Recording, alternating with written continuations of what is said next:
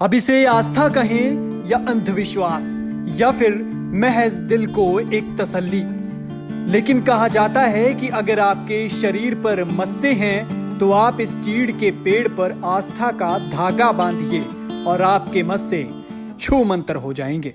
मस्से होते हैं जिनको ना, उनको मानने के लिए उस चील के पास आते हैं मानने के लिए, और उनके मस्से चले जाते हैं।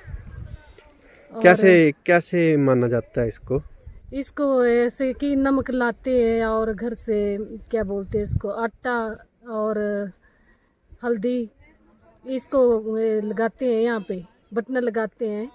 फिर और जो मस्से होते हैं उनको काटते हैं थोड़ा सा, और इस जो ये पत्थर है मस्सों का, इसके ऊपर घसते हैं। फिर उसके घिसने के बाद वो मस्से चले जाते हैं। पर ऐसा करते हैं कि बाद में जैसे उसको चढ़ाई देते हैं ना, तो उसके बाद पीछे मुड़कर देखते नहीं, अगर देखे तो फिर हानि होती है। अगर ये किस्सा जुड़ा है जिला हमीरपुर के बड़सर के गांव दैण से। प्रदेश में ऐसी कई जगह हैं जहां जाने से, स्नान करने से लोगों के कई रोग दूर होते हैं। देवभूमि से ऐसे कई किस्से, किंवदंतियां जुड़ी हुई हैं जिन्हें सुलझाते सुलझाते इंसान खुद उलझ गया। कुछ ऐसी ही हैरान करने वाली मान्यता एक पेड़ से जुड़ी हुई है।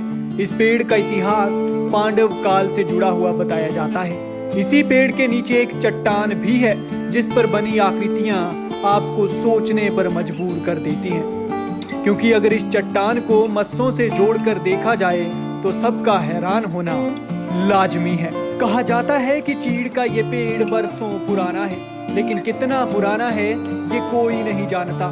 जंगल के बीचों बीच एक पेड़ का इस तरह का चमत्कार समझ से परे है। देखा जाए तो ये पेड़ जंगल में पल रहे दूसरे पेड़ों की तरह ही है। इसे सबसे अलग करता है इस पर बंधी हुई मौलियां।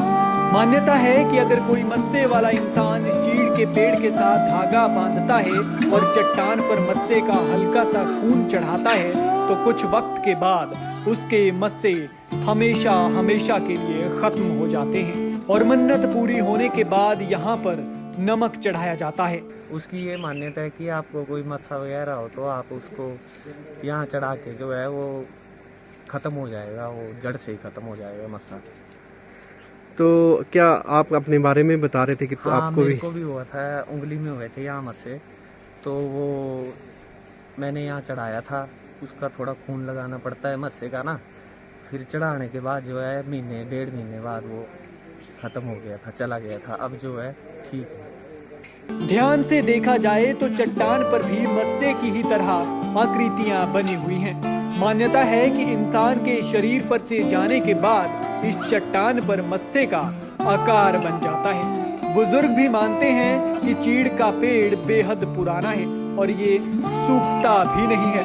लोगों का कहना है कि जिस किसी को भी इस पेड़ के बारे में जानकारी लगती है वो यहाँ जरूर आता है और मस्सों से निजात पाता है। ये बहुत पुरानी चील है, ये कभी सूखती नहीं है।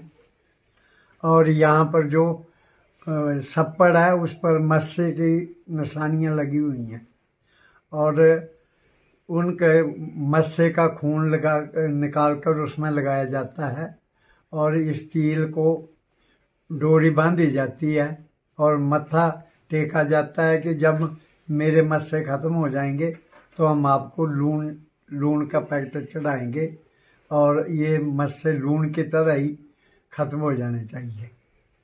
तो क्या इस तरह से लोगों के काफी ठीक हुए? हाँ, बहुत ठीक होते हैं, बड़ी जनता आती है। हमारा मकसद आप तक ये किस्सा पहुंचाना है, किसी की आस्था को ठेस पहुंचाना बिल्कुल भी नहीं, और ना ही अंधविश्वास फैलाना। लेकिन चीड़ के पेड़ के साथ जुड़ी लोगों की आस्था और एक पेड़ के साथ धागा बांधने और मस्से का थोड़ा सा खून चढ़ाने पर मस्से के ठीक होने का दावा अपने आप में चौंकाने वाली बात है। पंजाब केसरी के लिए बड़सर से अशोक राणा की रिपोर्ट।